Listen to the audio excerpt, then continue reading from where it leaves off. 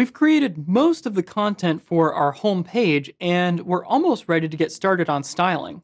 First, we need to learn how to create separate CSS and HTML files and then connect them together. First, let's organize our code by creating a new folder called CSS. To do that, just right-click in the file tree area here, anywhere where there's blank space, and select New Folder. Then, in lowercase, type CSS and hit Enter. Now, inside of that folder, we want to add a file called Normalized.css. You can download this file from the project files associated with this video next to the video player.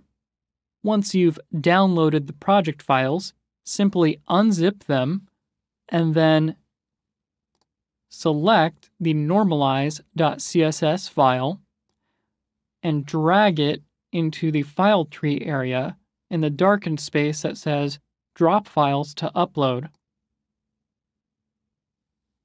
Now, you can move Normalized CSS into the CSS folder. So I'm going to drag Normalized.css into the CSS folder, close my images folder there, and you can see Normalized.css is now inside of our CSS folder. Now, I've already opened up Normalized.css, but if you haven't already done so, just go ahead and click on Normalized.css in the file tree, and it will open up in the text editing area. Now, for the first time, we have two files open here. So you can see that our text editing area actually has tabs, just like a web browser. We can click on one of these tabs and drag it to rearrange our tabs.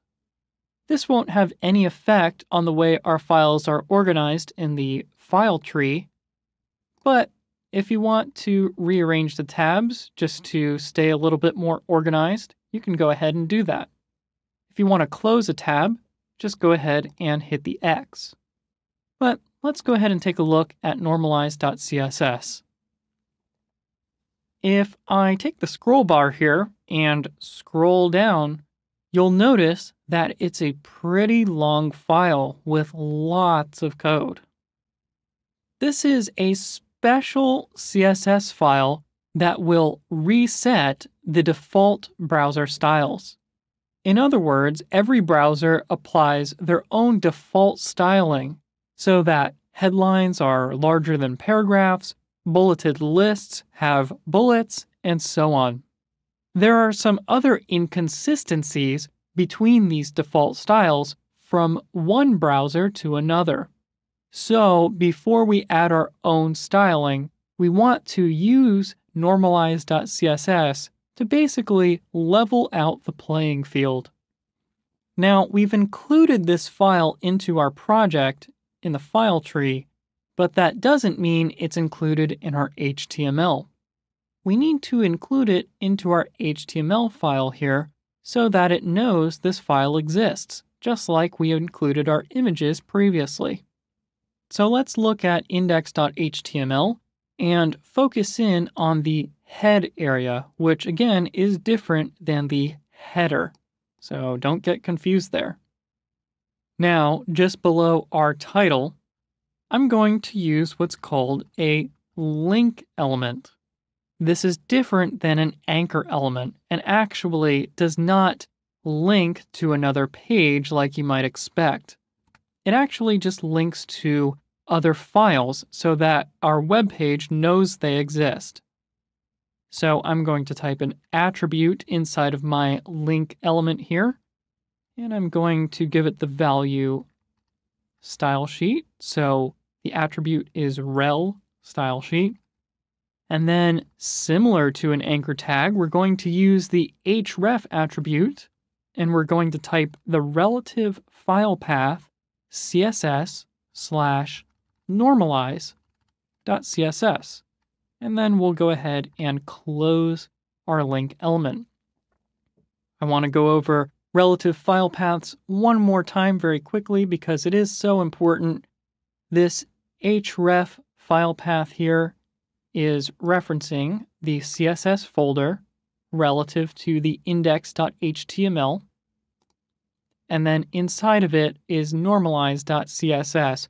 You can see that normalized.css is inside of the CSS folder because it's slightly indented, whereas index.html is not as indented, so you know that it sits at the same level as these other folders, and it's not inside of a folder.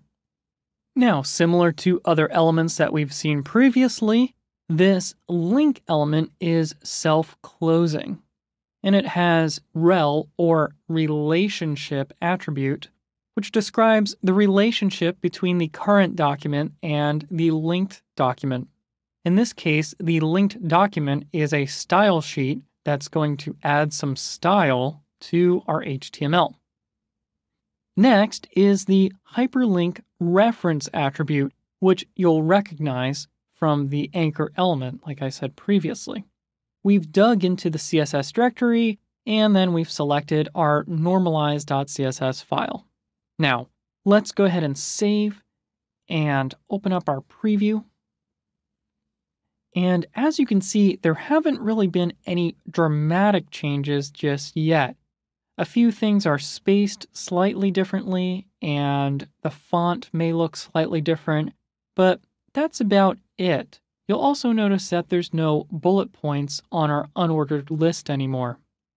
This CSS reset will lay the foundation for our own custom CSS, which we'll add on top. We'll get into custom CSS very soon.